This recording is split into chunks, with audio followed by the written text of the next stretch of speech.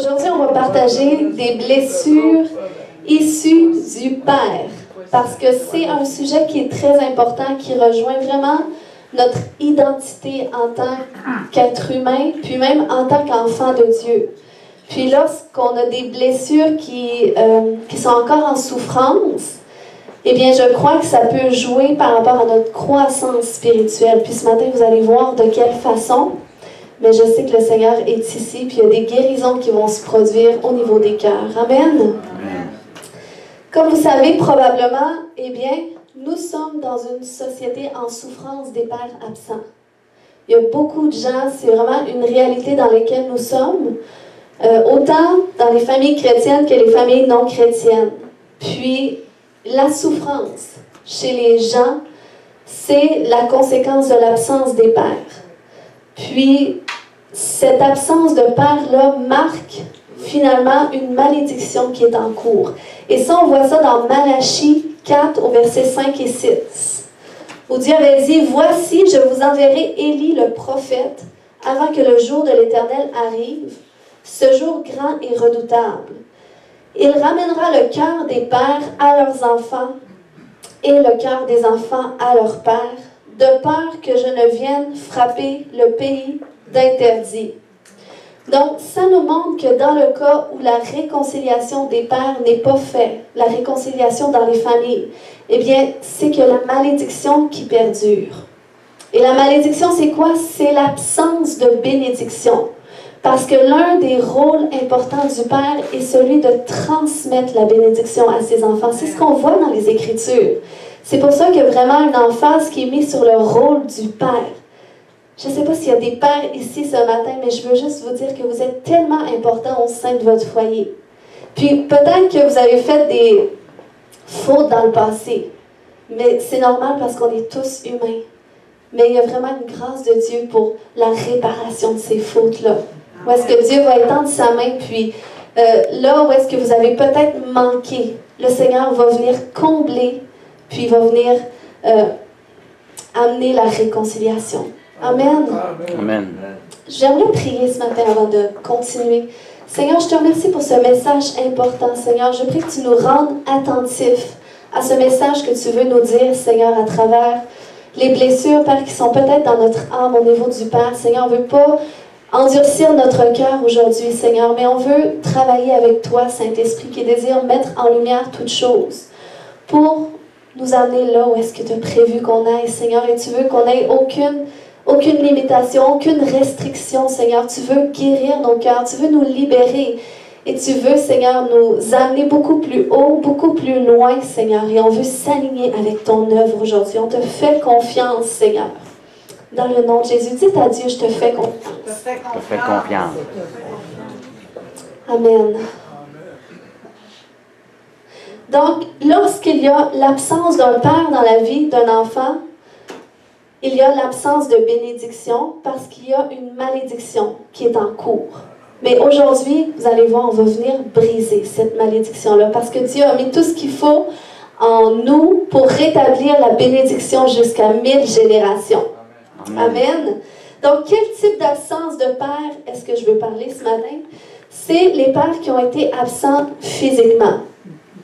Soit parce qu'ils ont été préoccupés beaucoup par le travail, ou soit des pères qui ont dû quitter à cause du divorce, de la séparation, ou des pères qui ont abandonné leurs enfants. Et il y a aussi les pères qui ont été absents émotionnellement. Peut-être qu'ils ont été présents physiquement, mais peut-être que ces pères-là n'ont pas été capables de connecter avec leurs émotions, avec leurs enfants. Il y a des pères qui n'ont jamais exprimé à leurs enfants leur amour. Il y a des pères qui ne savaient pas comment, qui étaient maladroits, donc ni en action, ni en parole, ils n'ont pas exprimé. Il y avait aussi des pères, dans cette catégorie-là, on a les pères qui sont axés sur la performance. C'est des pères qui sont comme très exigeants, qui sont très durs, ou tu as les pères aussi abusifs. Des pères qui ont été abusifs, soit physiquement ou soit verbalement. Donc, c'est dans la catégorie des pères absents émotionnellement. Et maintenant, je veux partager quel type de souffrance est-ce que ça l'occasionne principalement dans nos vies d'avoir eu des pères absents, c'est que premièrement, c'est au niveau du manque de confirmation d'identité que ça agit. Puis vous allez voir comment est-ce que ça a un lien spirituel, qu'est-ce que je partage ce matin.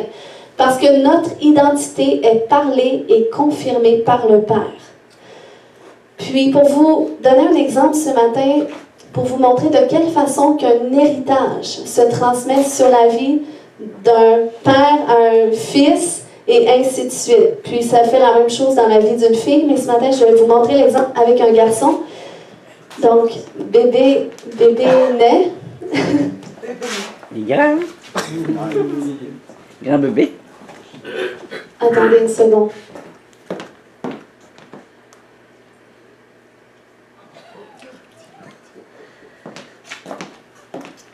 Donc, bébé naît, c'est une bonne nouvelle, c'est plaisant, un bébé au monde, papa, maman voulait un bébé. Tu peux, oui. Mais là, un jour, bébé pleure.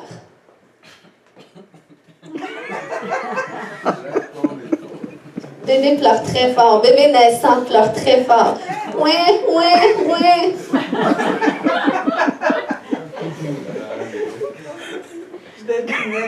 Tu peux montrer le bébé qui pleure parce que là, papa va venir réconforter.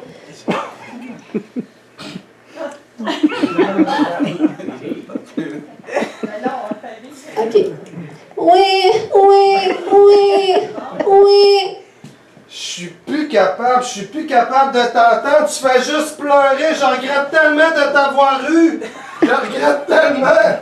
T'es pas un enfant digne de ton père. T'es comme ta mère. Tu fais juste te lamenter. Je suis plus capable de t'entendre. Je regrette. J'aurais dû t'adopter. T'es jeune, mais j'aurais dû t'adopter. Je suis plus capable. Arrête de pleurer. Je suis un acteur, hein? OK. Donc, vous voyez, papa, par les émotions, finalement, il parle à son enfant, il crie dessus. Donc, il lui dit toutes sortes de paroles qui sont sur l'émotion de la rage. Et là, qu'est-ce que ça fait? C'est qu'il transmet cela à son enfant, même s'il est en bas âge. Je me sens mal.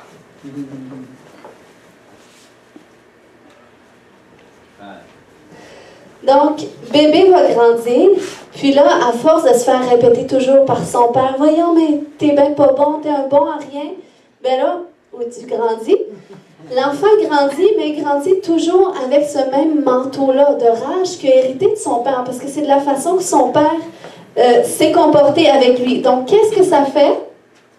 C'est qu'à travers ce comportement-là qui est transmis, mais il y a une honte aussi qui vient le couvrir, qui vient sur lui.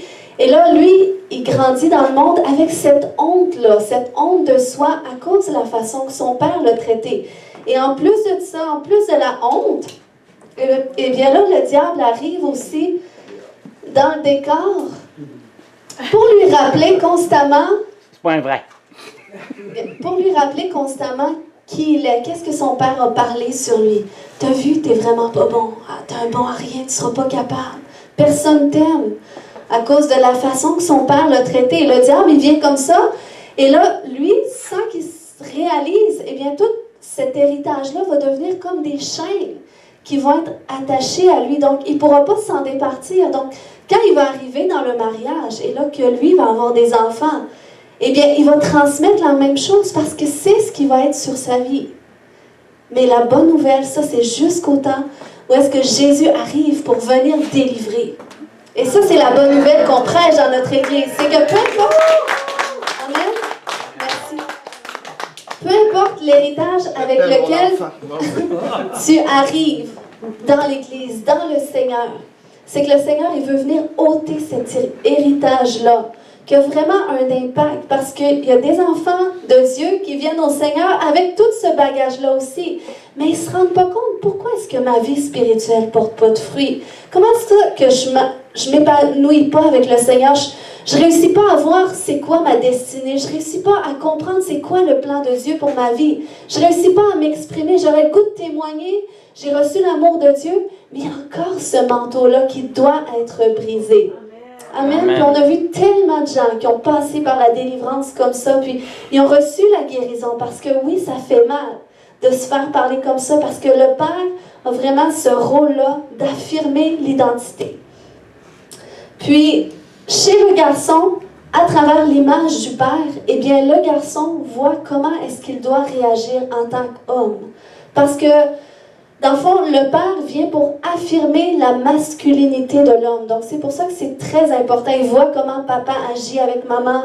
Il voit comment papa se comporte avec les autres. Il voit comment papa le traite, lui. Et ça lui confirme son identité, qui il est. Puis aussi, lorsqu'un garçon, lorsqu'il est dans sa puberté, un garçon a des besoins émotionnels très importants qui doivent être rencontrés par le père. Mais lorsque le père est absent, eh bien, ça pervertit ces besoins-là au niveau émotionnel. Et aussi, lorsque l'homosexualité rentre dans une famille, eh bien, c'est souvent parce qu'il y a eu le rejet du même sexe ou le rejet du sexe opposé ou au niveau familial.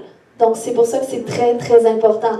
Puis, à travers l'image du père, eh bien, la petite fille, elle voit comment elle doit réagir face aux hommes.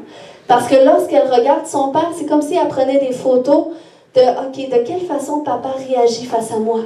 Comment est-ce que papa me trouve? » Puis c'est comme ça qu'elle forge son identité aussi. Donc c'est pour ça que l'abus sexuel dans la vie d'une fille chez son père, c'est très, très dévastateur. Parce que c'est vraiment ça qui va jouer un rôle dans sa féminité, dans l'affirmation de sa féminité. Puis l'abandon ou l'absence ou l'abus d'un père chez la fille peut causer la frigidité chez la femme qui va être mariée un jour. Parce que la petite fille qui se trouve à avoir un père abusif ou un père absent, eh bien, lorsqu'elle va être adulte, elle va avoir tendance dans le mariage à être contrôlante. Pourquoi? Par peur de le perdre. Donc, elle va tisser les liens très, très serrés, puis elle va empêcher l'homme d'être vraiment qui il est. Puis l'homme qui va laisser la femme le contrôler, c'est souvent parce que ça a été un homme qui a été blessé lui aussi. Et qu'il a peur de ne pas être aimé s'il s'affirme. Parce qu'il a été blessé par le manque d'affirmation de son père aussi. Donc, vous voyez l'importance que ça joue, puis comment est-ce que tout cet héritage-là doit être renversé si on veut vraiment s'épanouir en tant qu'enfant de Dieu. Amen. Et répandre la bénédiction sur 1000 générations. Amen. Puis, le manque de confirmation d'identité du père occasionne également le manque de confiance en soi. Donc, c'est pour ça qu'il y en a qui vont se retourner vers d'autres moyens de couvrir la honte, comme je disais la semaine passée, que ce soit les bonnes œuvres excessives, que ce soit le travail excessif, parce que ça va être comme une façon pour eux de se sentir aimés, de se sentir valorisés. Puis, ou les addictions. Donc, ça, c'est une chose. La deuxième difficulté que ça amène, c'est les difficultés d'appartenance. Le manque de confirmation d'identité occasionne des difficultés d'appartenance qui amènent une instabilité dans les engagements. Puis, je crois que ça peut être à l'origine des gens qui ont du mal, soit à rester dans la même ville, soit à rester dans le même travail. Il y a des gens qui ont besoin toujours de changer de travail, il y a des gens qui déménagent plusieurs fois, ou de changer d'église. Il y a des gens qui voyagent d'église en église. Ils ont du mal à s'ancrer parce qu'il y a cette difficulté-là d'appartenance. Il y a cette peur inconsciente de l'engagement. Puis, je crois que la douleur marquée par le père, ça peut provoquer des attentes envers les autres qui ne seront jamais rencontrées. Donc, ça peut être des gens qui sont facilement offensés, blessés, ou en opposition et qui peuvent avoir du mal avec l'autorité à cause de ce manque de papa. OK. Ensuite de ça, qu'est-ce que ça occasionne? Des difficultés relationnelles envers Dieu, parce que le Père, c'est la première image de Dieu qu'on a. Et ça, c'est même si on s'en rend pas compte. C'est comme le manque d'un Père va affecter négativement notre relation avec Dieu.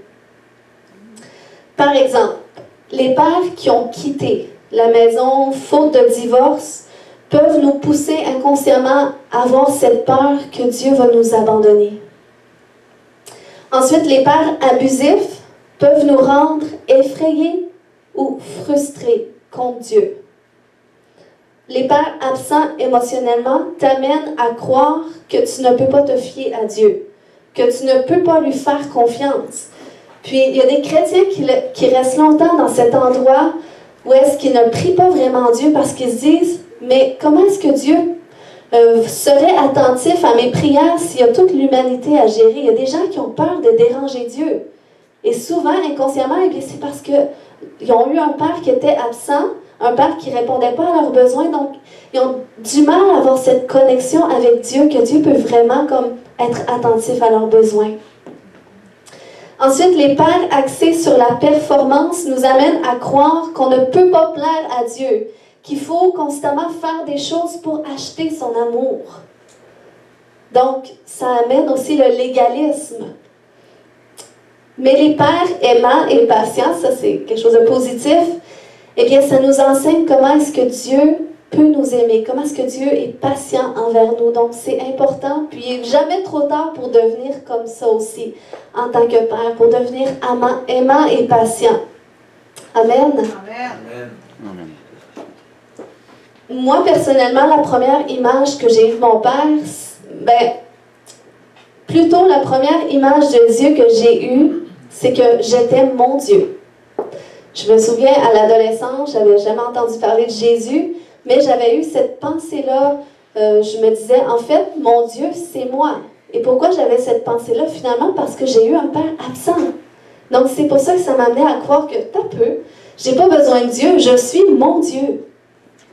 Mais c'est ça, le fait aussi que j'ai eu un père absent et que ma mère, à cause que mon père était absent, a dû prendre le rôle du père, eh bien, moi, j'ai eu cette image faible du père. Donc, c'est comme si j'avais dans ma conception que je ne peux pas me fier à l'homme, je dois apprendre à me débrouiller, je dois moi-même m'affirmer qui je suis, je dois chercher moi-même à me confirmer.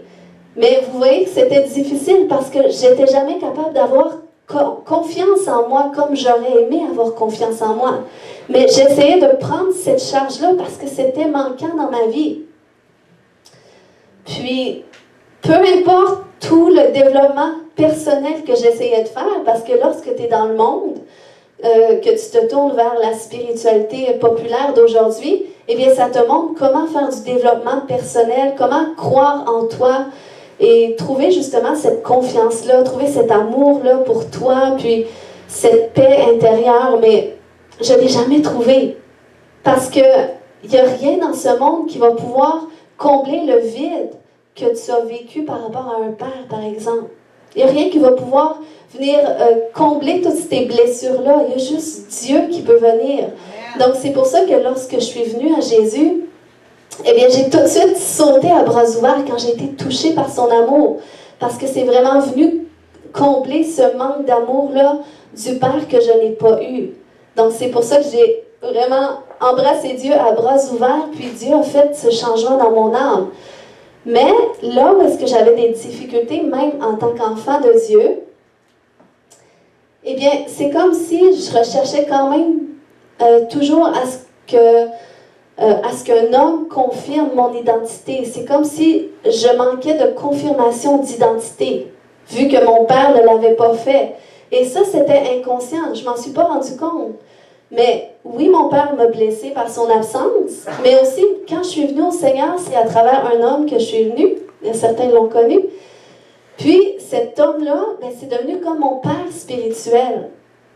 Mais les circonstances ont fait en sorte que la relation est devenue toxique parce qu'il y a eu des sentiments pour moi, puis il y avait comme 30 ans de plus que moi. Fait que là, j'ai coupé la relation avec lui, mais sans réaliser, ça avait encore occasionné une blessure. Parce que là où est-ce que j'aurais pu avoir un homme qui me confirme, même spirituellement, mon identité, eh bien là, la relation a mal tourné, donc j'ai dû mettre fin à ça. Et ça a continué jusqu'au temps où, sans savoir, j'étais à la recherche, j'étais incertaine de qui j'étais vraiment. Donc, c'est comme si je manquais d'assurance à certains niveaux, même dans ma spiritualité. Puis à un moment donné, je suis tombée sur un mentor masculin. Et là, je me disais, wow, tu sais, ça c'est vraiment une relation qui vient de Dieu parce que cette personne-là me confirme mon identité, tout ça. Mais ça a mal tourné. Ça a mal tourné avec lui aussi. Puis finalement, j'ai réalisé que qu'est-ce qui m'occasionnait ce manque d'identité? C'est le fait que mon père ait été absent, c'est que ça l'a donné accès à un esprit orphelin sur ma vie. Donc c'est comme si j'étais toujours à la recherche inconsciemment d'un père qui pouvait me prendre en charge, me dire « Hey, voici qui tu es, voici ce que tu es. » Mais j'ai réalisé finalement que je n'avais pas besoin de ça. Je n'avais pas besoin qu'un homme le fasse. Parce que Dieu a prévu, je vous dis, des solutions pour tous les manquements que nos pères ont occasionnés. Puis peut-être que votre histoire est différente de la mienne, probablement. Mais je veux que vous sachiez ce matin, parce qu'il y a des gens qui peuvent rester dans l'attente toute leur vie que leur père vienne s'excuser pour qu'est-ce qu'il a fait. Mais vous pouvez être déçus parce que probablement que ça ne se produira pas comme ça pour X raisons. Peut-être que vos pères sont décédés, donc c'est pas possible que ça se produise. Mais la bonne nouvelle, c'est que Dieu le Père veut venir guérir toutes ces blessures, veut venir combler les pertes, puis veut venir changer tout ça. Je vais vous montrer comment. 2 solutions ce matin que le Seigneur m'a permis de réaliser. C'est premièrement à travers la nouvelle naissance en lui. La Bible nous dit dans Jean 1, 12, 13, « Certains pourtant l'ont accueilli en parlant de Jésus et ils ont cru en lui. À tous ceux-là, Jésus a accordé le privilège de devenir enfant de Dieu. Ce n'est pas par une naissance naturelle, ni sous l'impulsion de désir ou encore par la volonté d'un homme qu'ils le sont devenus, mais c'est de Dieu qu'ils sont nés. » Amen. Donc, il faut comprendre qu'une nouvelle naissance implique une nouvelle identité. Donc, je ne m'identifie plus. Lorsque je me regarde dans le miroir, je ne m'identifie plus selon la fille de Pierre, mais je m'identifie selon la fille bien-aimée de Dieu. Et qui dit nouvelle identité, dit nouvelle valeur, dit nouvelle mentalité. Et ça implique aussi un nouvel héritage spirituel, donc le rétablissement de la bénédiction sur ta vie. Parce que un des rôles de Dieu, c'est de confirmer notre identité, comme il l'a fait avec Jésus lorsqu'il était dans les eaux du baptême. Voyez qu'est-ce qui s'est passé dans Matthieu 3,17, la Bible nous dit « Et voici, une voix fit entendre des cieux ces paroles. Celui-ci est mon Fils bien-aimé, en qui j'ai mis toute mon affection. » Donc, vous voyez, Dieu a confirmé publiquement l'identité de Jésus. « Voici mon Fils bien-aimé. » Et ça, c'est ce qu'il veut faire avec chacun de nous. Il veut confirmer, affirmer notre identité. Puis c'est pour ça que, tu sais, la Bible nous dit que lorsqu'une âme vient au Seigneur, le ciel est en fête. Parce que Dieu nous a créés pour ce jour où est-ce qu'on allait renaître en lui. Donc, c'est tout ce qui importe. C'est vraiment cette réconciliation avec Dieu à la base, je vous dis, qui fait toute la différence. Sache que Dieu t'aime parfaitement. Dis à ton voisin, Dieu t'aime parfaitement. Il t'aime même dans ton pire jour. Il t'aime dans ton pire jour, même quand tu te sens sale, quand tu te sens même pas chrétien. Tu dis, un chrétien ferait même pas ça, puis là, tu as des remords, tu te sens coupable. Dieu t'aime. Dis à ton voisin, Dieu t'aime. Dieu t'aime. Dieu t'aime.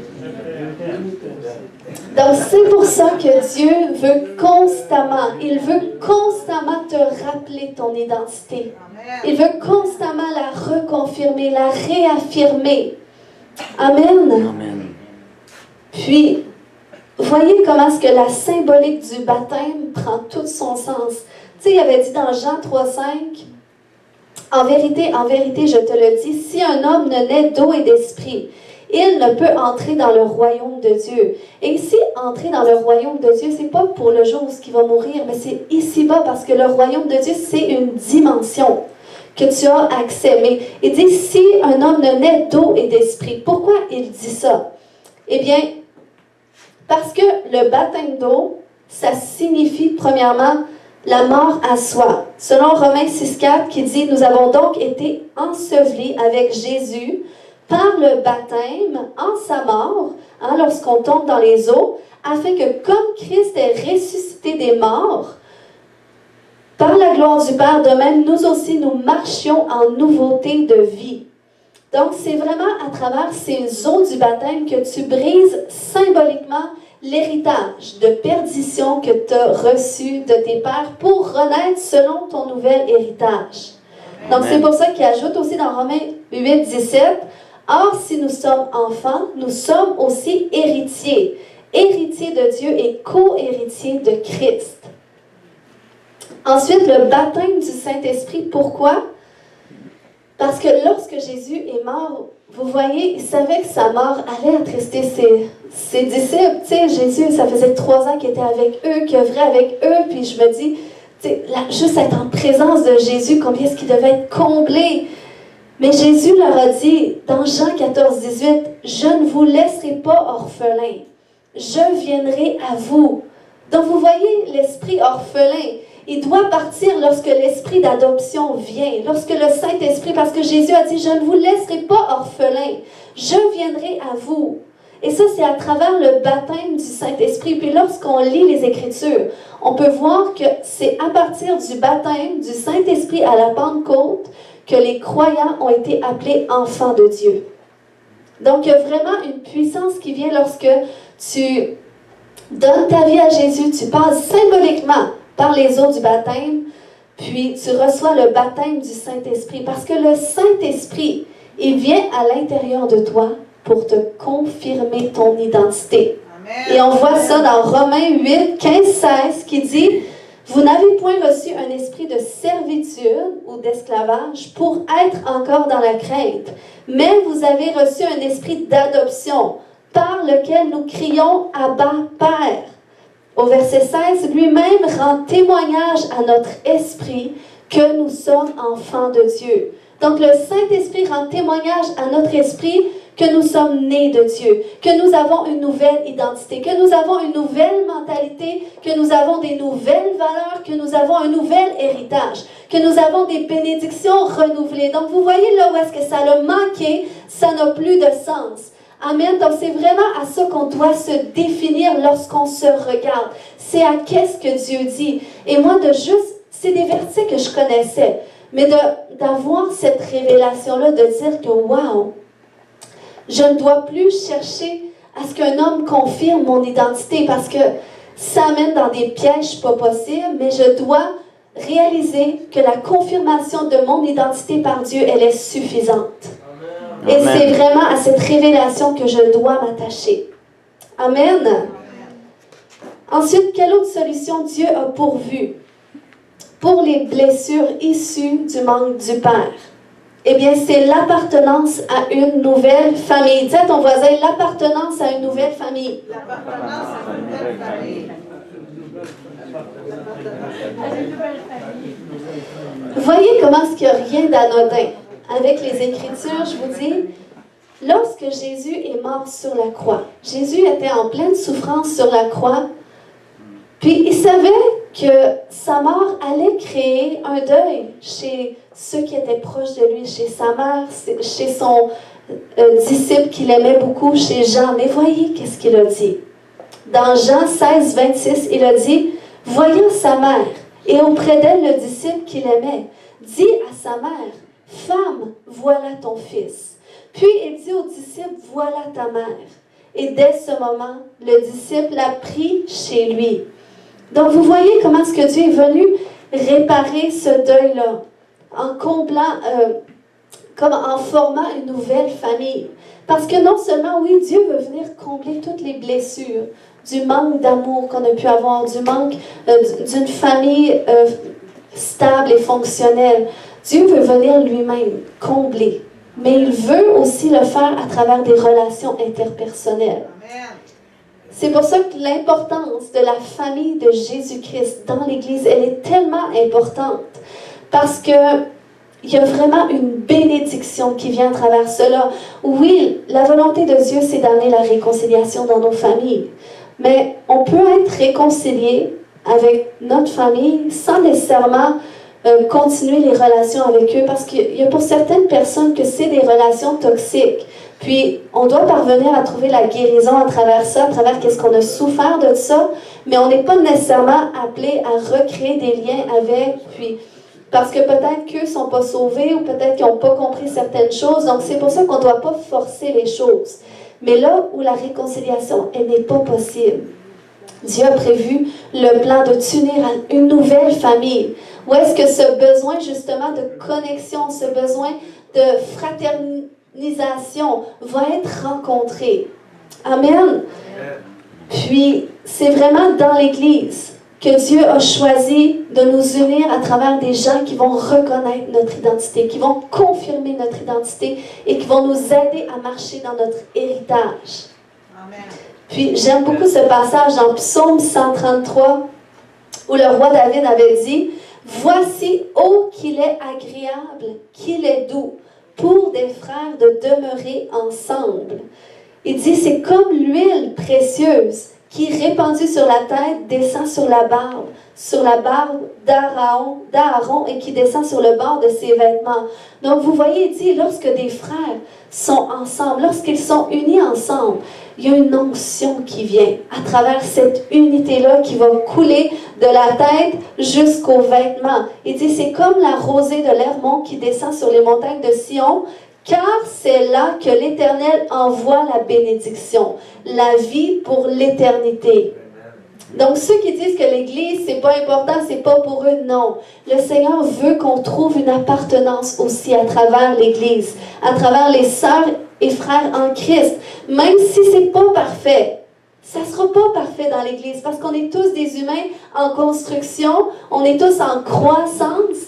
Donc, c'est pour ça qu'il dit aussi qu'on doit travailler à cette unité-là. Mais lorsque vous le faites, eh bien, c'est comme ça que Jésus peut amener son règne sur la terre. Et c'est comme ça qu'on peut faire un impact dans la société. Amen. Amen. J'inviterai Samuel, s'il te plaît. Donc, ce matin, on va prier par rapport à tout ça. On va prier pour toutes les blessures que ça a pu occasionner peut-être. L'absence de votre père. Amen. Ou peut-être que votre père a été dur envers vous. Peut-être que votre père vous a dit des paroles comme on a vu tout à l'heure. Peut-être qu'il y a un héritage qui est là, puis que vous sentez que ça pèse là, puis vous avez du mal à grandir dans les voies de Dieu. Vous avez du mal à reconnaître vraiment qui vous êtes en Christ.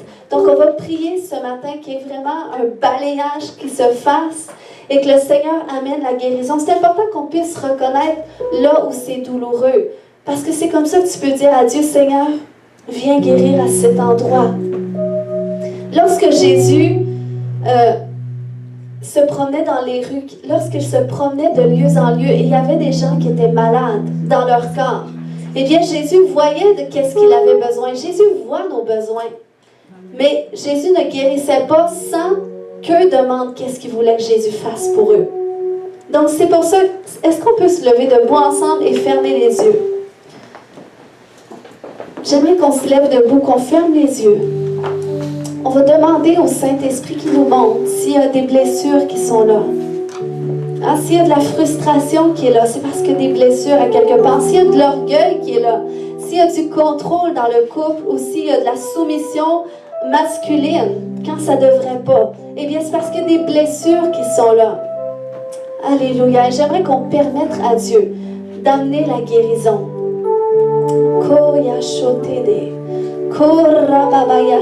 Si vous priez en langue quelques minutes, ça permet au Saint-Esprit de mettre en lumière certaines choses.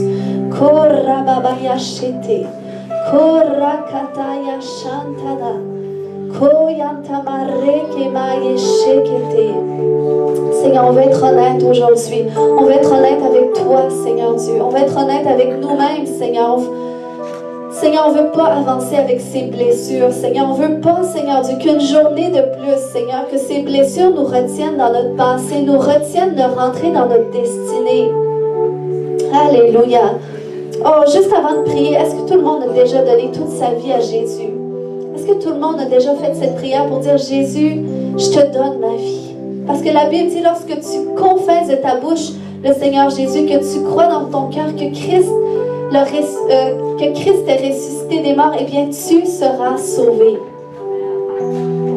S'il y a des gens qui n'ont jamais fait cette prière de confesser Jésus de leur bouche, j'aimerais que vous levez la main là où est-ce que vous êtes et je veux prier avec vous.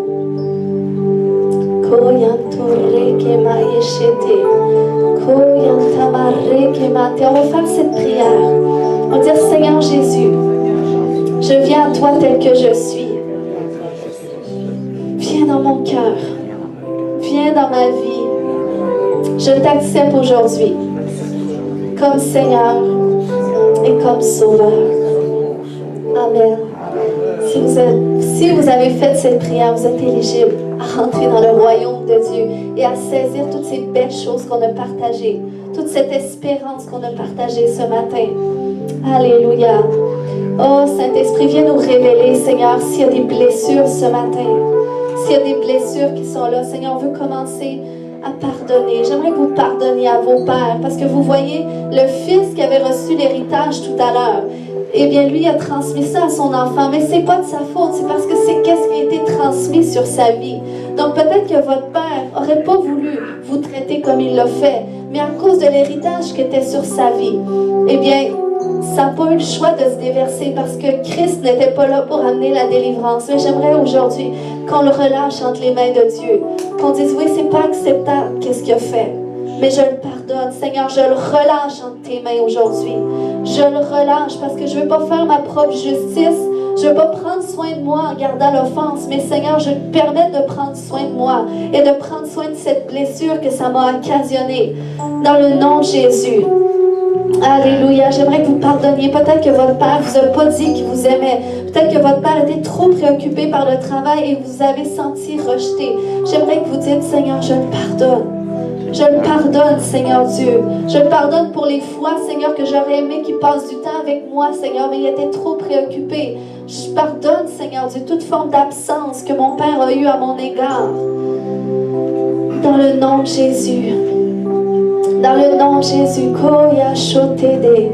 Korababaya shata.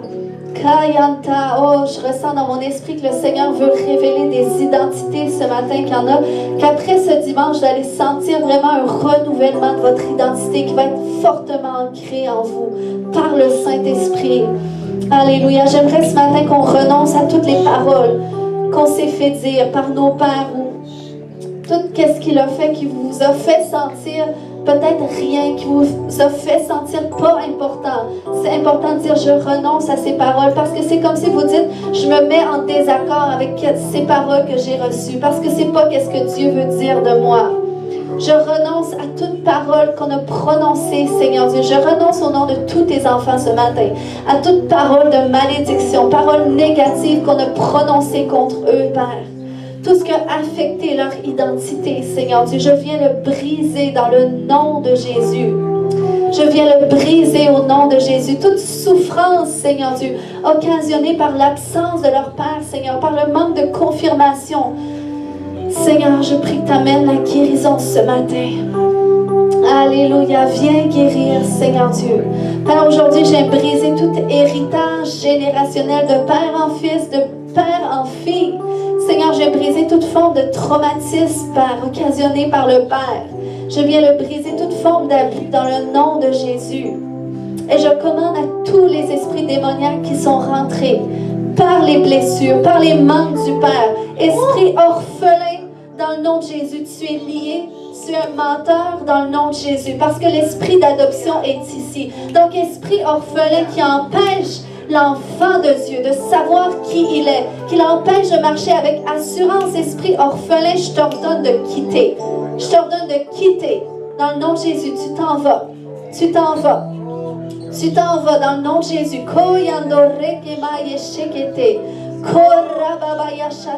Laissez Dieu agir ce matin. Dieu vous touche. Dieu sait qu'est-ce qu'il doit faire. Je commande à tout esprit de honte qui est rentré, tout esprit de condamnation, de culpabilité, tout esprit de honte de soi qui est venu par ces blessures. Je leur commande de partir dans le nom de Jésus. Au nom de Jésus, tout esprit qui est venu pour tordre la féminité de la femme ou la masculinité de l'homme, dans le nom de Jésus, tu t'en vas maintenant. Esprit d'impur, je t'ordonne de sortir dans le nom de Jésus. Tu quittes les vies. Tu quittes les vies. Tout esprit de servitude.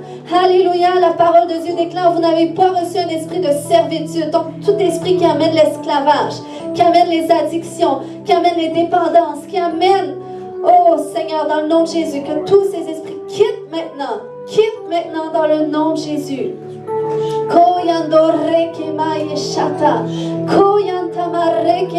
Le Seigneur vient guérir ce matin. Ouvre ton cœur, Jésus. Ouvre